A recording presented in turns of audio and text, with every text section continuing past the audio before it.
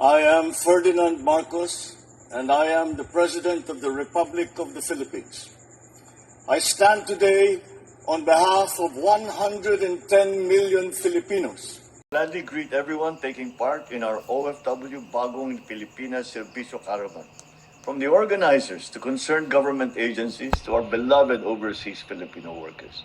This event is especially held to honor the crucial role and invaluable contributions of our OFWs in nation building. One way of recognizing all your sacrifices is by providing you with public services, programs, opportunities that will cater to your needs and to allow you to grow, excel, and prosper even more. Take this day as a chance to reaffirm your participation in our shared goal of moving forward and building the Bagong Pilipinas, where citizens, whether at home or abroad, can thrive and reach their full potential.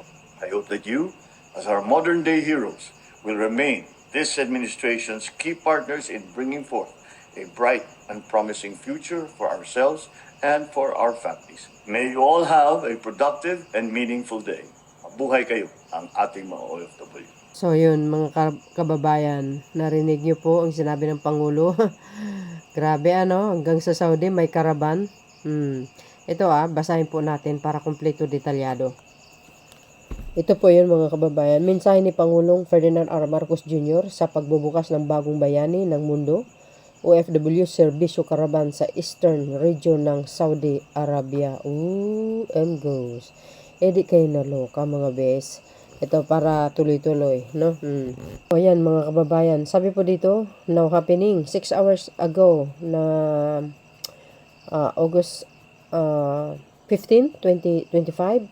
Siyempre, talaga namang very hands-on si Pangulong Marcos Jr. pagdating sa mga OFW. Sabi dyan mga kababayan, now happening the 7th leg of the Bagong Bayani ng Mundo, OFW, Serbisyo Caravan in Al-Kubar, Saudi Arabia is in full swing as overseas Filipino workers, which is ang OFWs, based in the Eastern region continue to flock the boats of various government agencies for their desired services. The caravan is being held at Sofitel, Al-Kubar, the corner T, in which the venue is divided into the 5 quadrants to ensure that the smooth and orderly system and giving services to OFW clients. O diba guys, ang galing. Ito, tingnan nyo to. Kaya yung mensahe ng Pangulong Marcos Jr. Serbisyo para sa mga OFW. Woohoo! SSS, NBI, lahat nandyan mga bes. Siyempre ang OWA, DFA, for sure, diba? Kasi nakalagay dyan, Serbisyo Caravan nga you see, ang galing, diba? DSWD, kompleto, SSS, may nakalagay, PhilHealth, DOH, lahat. Ang ganda itong ginawa ni Pangulong Marcos Jr. Siyempre dito sa atin, 'di ba? Kung may Bagong Pilipinas Serbisyo Caravan, siyempre mayroon din sa abroad. Well, I think parang sa mga papilis, 'di ba? Ang dami pwedeng i-avail. Kumbaga, anong kailangan nila, kompleto na mga bes. Saan kayo makakita niyan? Pagpa-process ng mga papilis, pag-renew ng mga, requirements, mga passport, whatsoever. Correct me if I'm wrong guys, kung nilubos-lubos ko na bumila. Ako lahat, almodela. Lahat ng tanong ko, nasagot. Bakit po mahirap mag-access sa app ng DMW?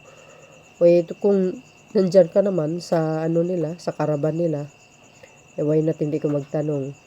Sana nga ma-follow nyo ang Pulo OWA, MWO ng Al-Kubar dahil isa kami sa Sahami hingi ng tulong para makauwi. And goes. Ba't hindi po kayo pumunta sa sa Philippine Embassy, sa DFA? Pwede naman yun, di ba mga kababayan?